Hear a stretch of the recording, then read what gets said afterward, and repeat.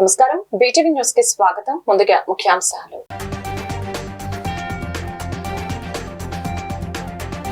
ఏపీలో ఈ నెల 8న ప్రధాని మోదీ రోడ్ షోలో భద్రతా వైఫల్యం.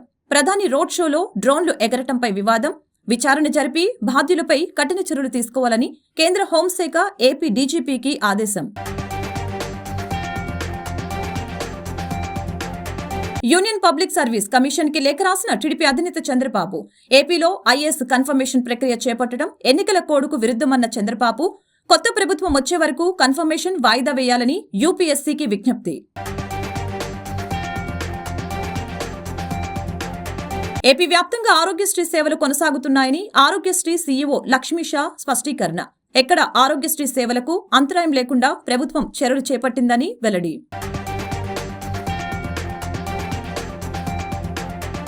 మాజీ మంత్రి కొడాలి నానికి స్వల్ప అస్వస్థత. తన కార్యకర్తలతో మాట్లాడుతూ ఉండగా సోఫాలో కుప్పకూలిపోయిన నాని. ప్రస్తుతం నాని ఆరోగ్యం నిలకడగా ఉందని వైద్యుల నిర్ధారణ. ఈ నెల 8వ తేదీన విజయవాడలో ప్రధాని నరేంద్ర మోదీ, ఎన్డీఏ భాగస్వాములు చంద్రబాబు, పవన్ కళ్యాణ్లతో కలిసి రోడ్ షోలో పాల్గొన్న సంగతి తెలిసిందే. అయితే ప్రధాని రోడ్ షోలో డ్రోన్లు ఎగరటం కలకలం రేపింది. దీన్ని కేంద్ర హోంశాఖ తీవ్రంగా పరిగణిస్తోంది. ఇది ఖచ్చితంగా భద్రత వైఫల్యమేనని వెంటనే విచారణ జరిపి బాధ్యులపై కఠిన చర్యలు తీసుకోవాలని ఆదేశించింది. ఈ మేరకు కేంద్ర హోంశాఖ ఏపీ డీజీపీకి లేఖ పంపింది. ప్రధాని రోడ్ షో ప్రారంభానికి 45 నిమిషాల ముందు రోడ్ షో ముగింపు సమయంలో డ్రోన్లు ఎగరవేశారంటూ తన లేఖలో ఆరోపించింది. ప్రధాని రోడ్ షో చేపట్టిన బందర్ రోడ్డు ప్రాంతాన్ని ఎన్పీజీ ముందుగానే నో ఫ్లై జోన్ గా ప్రకటించింది. ప్రధాని రోడ్ షో చేపట్టిన బందర్ రోడ్డు ప్రాంతాన్ని ఎస్పీజీ ముందుగానే నో ఫ్లై జోన్ గా ప్రకటించింది. ఎస్పీజీ మార్గదర్శకాలు ఇచ్చినప్పటికీ మోదీ రోడ్ షోలో డ్రోన్లు కనిపించాయి. రోడ్ షో ప్రారంభానికి 45 నిమిషాల ముందు ఓ డ్రోన్ ను గుర్తించిన ఎస్పీజీ సిబ్బంది దాన్ని నిర్వీర్యం చేశారు. యూపీఏసీకి టీడీపీ అధినేత చంద్రబాబు లేఖ రాశారు. ఏపీలో ఐఏఎస్ కన్ఫర్మేషన్ ప్రక్రియ చేపట్టడం ఎన్నికల కోడ్కు విరుద్ధమని చంద్రబాబు వ్యాఖ్యానించారు. సీఎంఓలో ఉన్న వారికి పదోన్నతులు పరిమితం చేశారని ఆరోపణలు చేశారు. కొత్త ప్రభుత్వం వచ్చే వరకు కన్ఫర్మేషన్ వాయిదా వేయాలని యూపీఎస్సీకి విజ్ఞప్తి చేశారు. టీడీపీ అధినేత Chandrababu union public service commission యూపీఎస్సీకి లేఖ రాశారు. ఐఏఎస్ కన్ఫర్మేషన్ ప్రక్రియను వాయిదా వేయాలని కోరారు. ఇప్పుడు కన్ఫర్మేషన్ ప్రక్రియ చేపట్టడం ఎన్నికల నియమావళికి విరుద్ధమని స్పష్టం చేశారు. ఎన్నికల కోడ్ ఇంకా ముగియనందువలన ఇప్పుడు కన్ఫర్మేషన్ ప్రక్రియ సరికాదని చంద్రబాబు తన లేఖలో పేర్కొన్నారు. సీఎంఓలో ఉన్న వారికి పదోన్నతులు పరిమితం చేశారని ఆరోపించారు. కన్ఫర్మేషన్ జాబితా తయారీలో పారదర్శకత లేదని విమర్శించారు. ఐఏఎస్ కన్ఫర్మేషన్ జాబితాను పునఃపరిశీలించాలని చంద్రబాబు యూపీఎస్సీకి విజ్ఞప్తి చేశారు. కొత్త ప్రభుత్వం వచ్చే వరకు కన్ఫర్మేషన్ ప్రక్రియను వాయిదా వేయాలని కోరారు. ఏపీ వ్యాప్తంగా ఆరోగ్యశ్రీ సేవలు కొనసాగుతుండే ఆరోగ్యశ్రీ సేవలకు అంతరాయం లేకుండా ప్రభుత్వ చర్యలు చేపట్టింది. ఇక్కడ ఆరోగ్యశ్రీ సేవలకు అంతరాయం లేదని ఆరోగ్యశ్రీ సీఈఓ లక్ష్మీషా స్పష్టం చేశారు. ఆరోగ్యశ్రీ 2 రోజుల క్రితం నెట్వర్క్ ఆసుపత్రులకి 200 కోట్ల బకాయిలు విడుదల చేసింది. మిగిలిన బకాయిల విడుదలపై ఇప్పటికే సీఎస్ జవహర్ రెడ్డి, వైద్యశాఖ special CS Krishnababu Aarogyasri CEO లక్ష్మీషాతో సమీక్ష నిర్వహించారు. ఇప్పటికే 2023-24 ఆర్థిక సంవత్సరంలో నెట్వర్క్ ఆసుపత్రులకు ప్రభుత్వం 3,566 కోట్లు చెల్లించింది. 2024-25 ఆర్థిక సంవత్సరంలో నెట్వర్క్ ఆసుపత్రులకు తొలి 2 నెలల్లో 366 కోట్ల చెల్లింపులు చేసింది. ఇక ఏడాది కాలంలో రోజుకి సరాసరికి 5,349 మందికి ఆరోగ్యశ్రీలో చికిత్సలు జరిగాయి. మొన్న మే 22 బుధవారం 6,718 మందికి, నిన్న మే 23 గురువారం 7,118 మందికి ఆరోగ్యశ్రీలో చికిత్సలు అందాయి. ఈ విషయాన్ని ఆరోగ్యశ్రీ సీఈఓ లక్ష్మీషా తెలిపారు. ఆరోగ్యశ్రీ సేవలకు అంతరాయం కలిగించవద్దన్న పిలుపుకి నెట్వర్క్ ఆసుపత్రులు సహకరిస్తున్నాయని ఆయన వెల్లడించారు. పొరుగు రాష్ట్రాలలోనూ ఆరోగ్యశ్రీ సేవలు కొనసాగుతున్నాయని, ఎక్కడ ఆరోగ్యశ్రీ సేవలకు అంతరాయం లేదని లక్ష్మీషా తెలిపారు. గుడివాడ ఎమ్మెల్యే కొడాలి శ్రీ వెంకటేశ్వరరావు నాని గురువారం స్వల్ప అస్వస్థతకు గురయ్యారు. పట్టణంలోని రాజేంద్ర నగర్ లోని తన స్వగృహంలో ఆయన నందివాడ మండల పార్టీ నేతలతో సమావేశమయ్యారు. వారితో మాట్లాడుతూ ఉండగా ఉన్నట్టుండి సోఫాలో ఒరిగిపోయారు. అయితే నానికి జ్వరం రావడంతో నీరసించి అలా జరిగి ఉండవచ్చని వైద్యులు చెప్పినట్లు తెలుస్తోంది. ప్రస్తుతం తాను పూర్తి ఆరోగ్యంతోనే ఉన్నానని నాని ఓ వీడియో విడుదల చేశారు.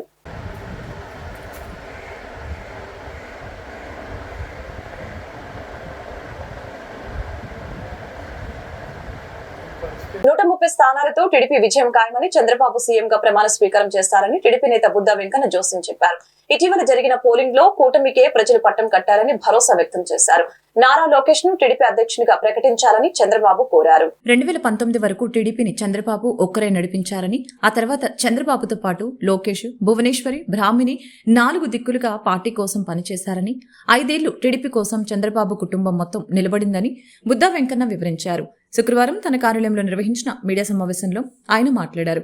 గత ఎన్నికలలో 23 సీట్లు టీడీపీకి వస్తే పార్టీ పని అయిపోయిందని, పదవులు అనుభవించిన వారే వెటకారం చేశారని ఎద్దేవా చేశారు. ఎన్నికల్లో ప్రజలు చంద్రబాబుకే మద్దతిచ్చారని, చంద్రబాబు సీఎంగా ప్రమాణ స్వీకారం చేసే ముహూర్తం కూడా ఖరారు అవుతుందని తెలిపారు. చంద్రబాబు తన ఆత్మకథను తప్పకుండా రాస్తారని, అందులో బుద్దా వెంకన్న అనే వ్యక్తి కోసం తప్పకుండా ఒక పేజీ ఉంటుందని చెప్పారు. చంద్రబాబు రాముడైతే ఆంజనేయుడిగా నేను విధేయుడిగా ఉంటానని, నా దేవుడి కోసం నా రక్తంతో కాళ్ళు కడుగుతా, ప్రపంచంలోని ఇలా ఎవరు చేసి ఉండరని, తన పాదయాత్ర ద్వారా లక్షలాది మంది అభిమానం సంపాదించుకున్న నారా లోకేష్ ను రాష్ట్ర అధ్యక్షునిగా నియమించాలని డిమాండ్ చేస్తున్నట్లు తెలియజేశారు. చంద్రబాబు సీఎంగా ప్రమాణ స్వీకారం, నారా లోకేష్ పార్టీ అధ్యక్ష బాధ్యతలు ఒకే రోజు జరగాలని కోరారు. పిన్నెల్లి అరాచకాలకు మొదటి బాధితుణ్ణి నేనేనని, మాపై దాడి చేసినందుకు వేలంపాట పెట్టారని, తురగా కిషోర్ అనే వాడు వేలంపాట పాడుకొని మరీ కర్రతో మాపై దాడి చేశాడని వివరించారు. 4 సార్లు ఎమ్మెల్యే అయితే ప్రజలపై దాడులు చేస్తారా అని ప్రశ్నించారు. జూన్ 4 తర్వాత ఏపీలో వైసీపీ కథ సమాప్తం అయిపోతుందని, ఇప్పటికీ నోటిదూల ఉన్న వైసీపీ ఎమ్మెల్యేలు విదేశాలకు పారిపోయేందుకు ఏర్పాట్లు చేసుకున్నారని తెలిపారు. 100% 130 స్థానాల పైనే వస్తున్నాయి. చంద్రబాబు నాయుడు గారు అమరావతిలో ప్రమాణ స్వీకారం చేస్తారు. అయితే డేట్ అంటారా, వాళ్ళ ఫ్యామిలీ భువనేశ్వరి గారు సిద్ధాంతులకు చూపించి భువనేశ్వరి గారు డేటు ఫిక్స్ చేస్తారు. ఎందుకంటే 2019 వరకు చంద్రబాబు నాయుడు గారు ఒక్కరే పార్టీని ఈడ్చుకొస్తే 2019 తర్వాత ఈ రాష్ట్రం ఉన్నటువంటి పరిస్థితులను దృష్ట్యా చంద్రబాబు నాయుడు గారి ఫ్యామిలీ ఎంటైర్ కూడా, చంద్రబాబు గారు కానివ్వండి, లోకేష్ బాబు గారు కానివ్వండి, భువనేశ్వరి గారు కానివ్వండి, బ్రాహ్మణి గారు కానివ్వండి, నలుగురు కూడా 4 దిక్కుల్లాగా తూర్పు, పడమర, ఉత్తర, దక్షిణ ద్రవ్యాల్లాగా 4 పక్కలుగా చీలిపోయి, ఒక పక్క ప్రజా వ్యతిరేక పాలనని ప్రజల్లో తీసుకెళ్తూ, మరో పక్క ఎప్పుడైతే 23 సీట్లు వస్తే ఇక పార్టీ పని అయిపోయిందని, పార్టీలో పార్టీ పదవులు అనుభవించిన వాళ్ళే బయటికి వెళ్ళిపోతే ఈ పార్టీ పని అయిపోదు, మేము ఉన్నంత వరకు, మా ఫ్యామిలీ ఉన్నంత వరకు ఇది అయిపోదని 4 దిక్కుల ప్రయాణించి ఈ పార్టీని మళ్ళీ అధికారం తీసుకొచ్చేదాకా ఉన్నారంటే ఇందులో ఈసారి మాత్రం ఆ 4 పాత్ర ఉంది. మేము చెప్పాం వారం రోజుల క్రితమే 130 స్థానాలకు పైగా వస్తున్నాయి, చంద్రబాబు గారు అమరావతిలో ప్రమాణ స్వీకారం చేస్తారు. అయితే డేట్లు చెప్పడం మంచి పద్ధతి కాదు నాకు, ఎందుకంటే వాళ్ళకి మంచి చెడులు ఉంటాయి. ఆ ఫ్యామిలీ కూర్చొని వాళ్ళు కనుక్కొని చేస్తారు. ఇది ఇంట్లో ఆడవాళ్ళు ముహూర్తం అవన్నీ చూసుకుంటారు కాబట్టి నేను డేట్ చెప్పదలుచు. ఇకపోతే నేను ఒక విషయం చెప్పదలుచుకున్నా మీకు. ఆ విషయం చెప్పే ముందు నేను ఒక విషయం చెప్తాను. చంద్రబాబు నాయుడు గారు ఆత్మకథ ఎప్పటికైనా రాస్తారు. ఆత్మకథలో నాకు ఒక పేజీ ఉంటుంది. 100% నేను అనుకుంటున్నాను నాకు ఒక పేజీ ఉంటుంది. ఎందుకంటే 2019 నుంచి 2024 వరకు పార్టీలో చాలామంది మాట్లాడలేకపోయినా, పార్టీలోంచి పారిపోయినా, ఎలక్షన్కు ముందు సంవత్సరం ముందు మళ్ళీ వచ్చి మీడియా ముందు మాట్లాడి వాళ్ళ టికెట్లు తీసుకున్నారు ఎమ్మెల్యేలుగా, ఎంపీలుగా. అయినా సరే నాకు విజయవాడ పశ్చిమ, అనకాపల్లి పార్లమెంట్ అడిగినా సరే చంద్రబాబు గారు నాకు ఏదో చేస్తానని ఆయన మీ ఇవ్వడం, ఆమె ఇవ్వకపోయినా సరే నేను ఒకటే మాట చెప్తున్నా. ఎందుకంటే నాకు ఒక పేజీ ఉంటుంది అన్నది భారతదేశంలో కాదు ప్రపంచ దేశాల్లో ఒక నాయకుడి కాళ్ళకి రక్తంతో కడిగినటువంటి దాఖలాలు ప్రపంచ దేశంలో ఎక్కడా లేదు. ఏదన్నా ఆర్డర్గా చేస్తే తమిళనాడులో చేస్తారు, తమిళనాడులో కూడా ఇంతవరకు జరగల. నేను మా నాయకుడిని ప్రపంచ దేశాల స్థాయికి తీసుకెళ్లాలనే ఉద్దేశంతో రక్తంతో కటౌట్ కాలు కడిగాను తప్ప నా టికెట్ అలా కడిగితే ఇస్తాడని మాత్రం కాదు. ఎందుకంటే నిజంగా టికెట్ రక్తంతో కాలు కడిగితే ఇస్తాడని కానీ వెళ్తే ఇంకా అడ్వాన్స్ అయ్యి ఇంకా గట్టిగా అడిగేవాడిని. కానీ నేను అలా ఆ మనస్తత్వం లేదు. అవాలే చెప్పా చంద్రబాబు గారిని నేను రిక్వెస్ట్ చేస్తున్నాను, నేను డిమాండ్ చేయట్లేదని. ఇవన్నీ ఎందుకు చెప్తున్నానంటే ఇప్పుడు చంద్రబాబు గారిని డిమాండ్ చేస్తున్నా, అందుకని ఇవన్నీ కూడా నేను చెప్తున్నా. ఏదైతే చంద్రబాబు నాయుడు గారు 74 ఏళ్ళ వయసు, ఇవాళ వాళ్ళు అన్నారు ముసలాడని. ముసలాడైతే చంద్రబాబు గారు నాయుడు గారేమో కొబ్బరికాయ కొట్టాలంటే వంగి కొడతాడు, జగన్మోహన్ రెడ్డి కొబ్బరికాయ కొట్టాలంటే ఆయనకు రాయి ఎత్తి పెట్టుకోవాలి. అది చంద్రబాబు గారి స్టామినా. అయితే చంద్రబాబు గారి పాత్ర ఎంత ఉందో ఇవాళ ఆ కుటుంబం పాత్ర ఎంత ఉందో. అయితే ఆ కుటుంబంలో ఎవరో రాజకీయాల్లో లేరు కాబట్టి ఆ రాజకీయాల్లో ఉన్న వ్యక్తి ఒకే ఒక అతను నారా లోకేష్ బాబు గారు కాబట్టి మేము చంద్రబాబు నాయుడు గారిని మాచర్ల వైసీపీ ఎమ్మెల్యే పిన్నెల్లికి హైకోర్టులో ఊరట లభించింది. ముందస్తు బెయిల్ పిటిషన్ పై హైకోర్టు కీలక ఆదేశాలు జారీ చేసింది. ముందస్తు బెయిల్ కోరుతూ హైకోర్టును ఆశ్రయించిన పిన్నెల్లికి జూన్ 6 వరకు అరెస్టు చేయవద్దంటూ హైకోర్టు ఆదేశాలు జారీ చేసింది. మాచర్ల వైసీపీ ఎమ్మెల్యే పిన్నెల్లి రామకృష్ణారెడ్డికి ఏపీ హైకోర్టులో ఊరట లభించింది.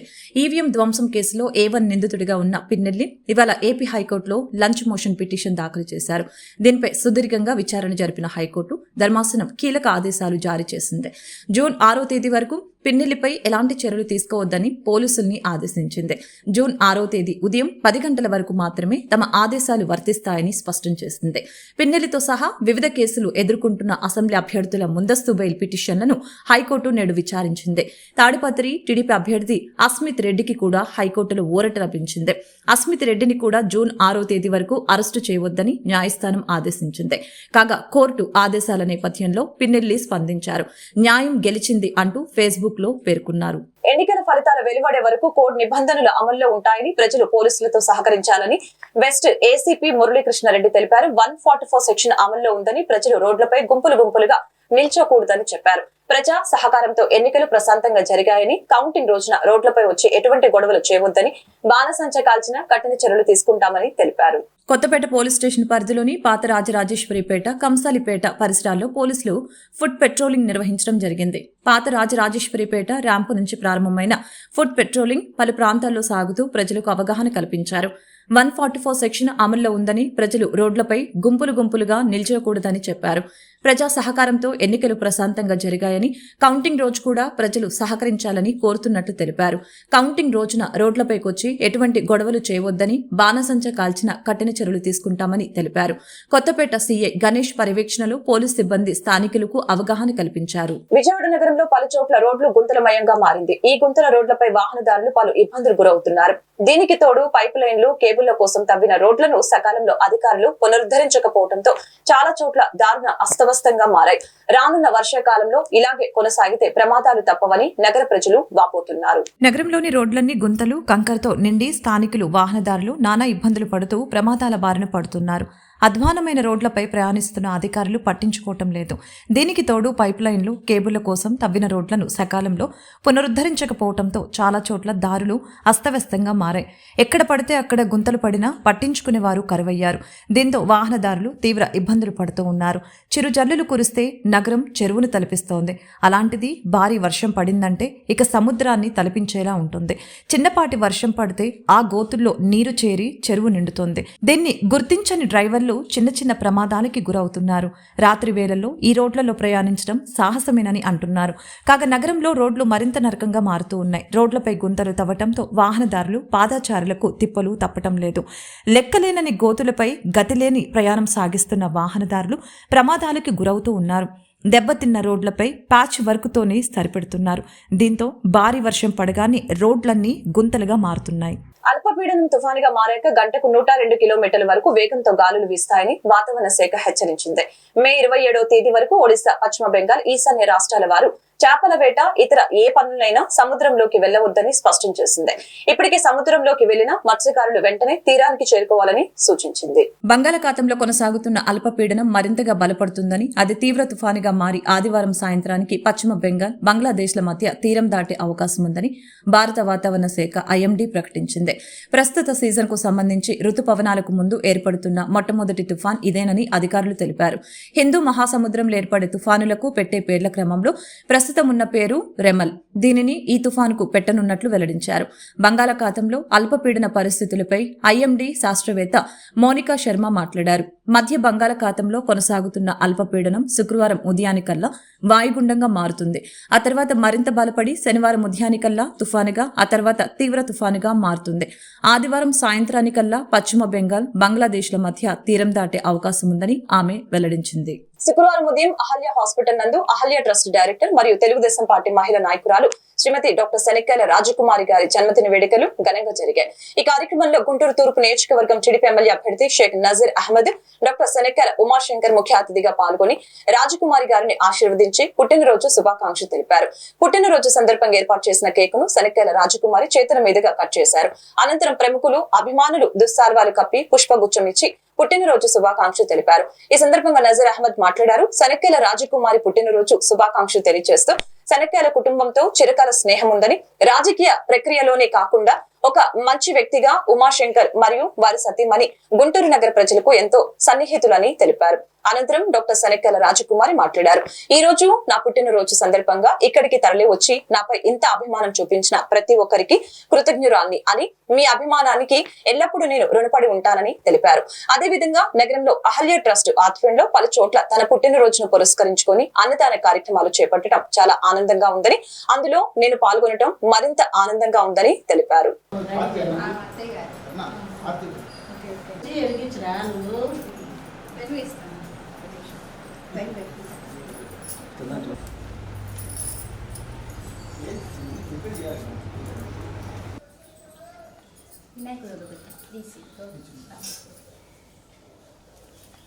నా ఇల్లు కట్టించిన గుడి అంటే మీ అత్తగారు చాలా అభిమానం.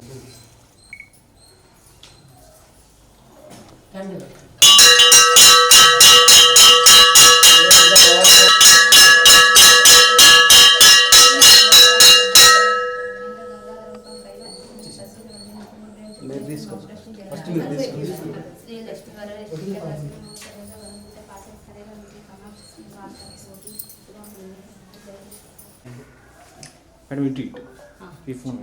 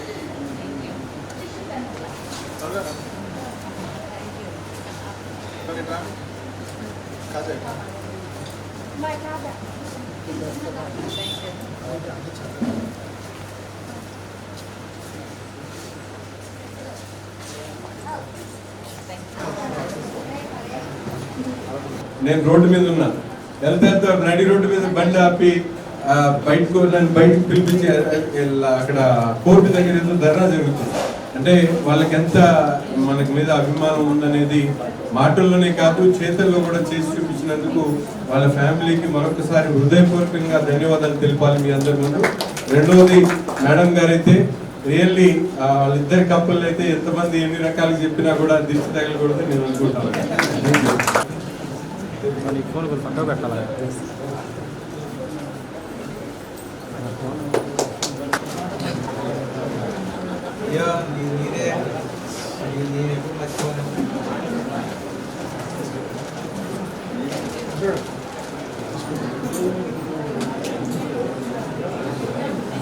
ఇవాళ అహల్య నర్సింగ్ హోమ్లో ఇక్కడున్న స్టాఫ్, మెడికల్ రిప్రజెంటేటివ్స్, తర్వాత ఇవాళ అటెండ్ అయిన పేషెంట్స్ వీళ్ళందరూ లేడీస్తో ఇవాళ నా బర్త్డే సెలబ్రేట్ చేసుకోవటం చాలా సంతోషంగా అనిపించింది.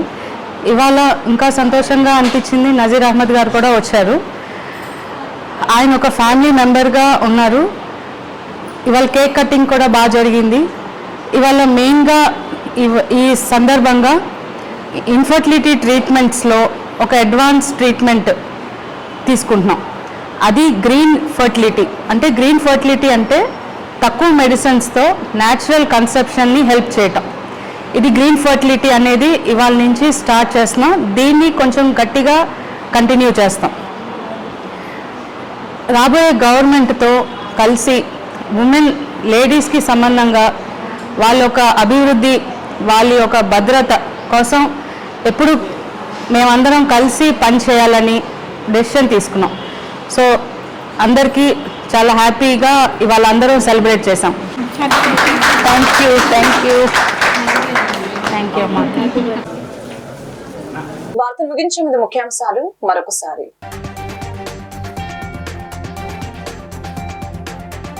ఏపీలో ఈ నెల 8న ప్రధాని మోదీ రోడ్ షోలో భద్రతా వైఫల్యం. ప్రధాని రోడ్ షోలో డ్రోన్లు ఎగరటంపై వివాదం. విచారణ జరిపి బాధ్యులపై కఠిన చర్యలు తీసుకోవాలని కేంద్ర హోంశాఖ ఏపీ డీజీపీకి ఆదేశం. యూనియన్ పబ్లిక్ సర్వీస్ కమిషన్ కి లేఖ రాసిన టీడీపీ అధినేత చంద్రబాబు. ఏపీలో ఐఏఎస్ కన్ఫర్మేషన్ ప్రక్రియ చేపట్టడం ఎన్నికల కోడ్కు విరుద్ధమన్న చంద్రబాబు, కొత్త ప్రభుత్వం వచ్చే వరకు కన్ఫర్మేషన్ వాయిదా వేయాలని యూపీఎస్సీకి విజ్ఞప్తి. ఏపీ వ్యాప్తంగా ఆరోగ్యశ్రీ సేవలు కొనసాగుతున్నాయని ఆరోగ్యశ్రీ సీఈఓ లక్ష్మీషా స్పష్టీకరణ. ఎక్కడ ఆరోగ్యశ్రీ సేవలకు అంతరాయం లేకుండా ప్రభుత్వం చర్యలు చేపట్టిందని వెల్లడి.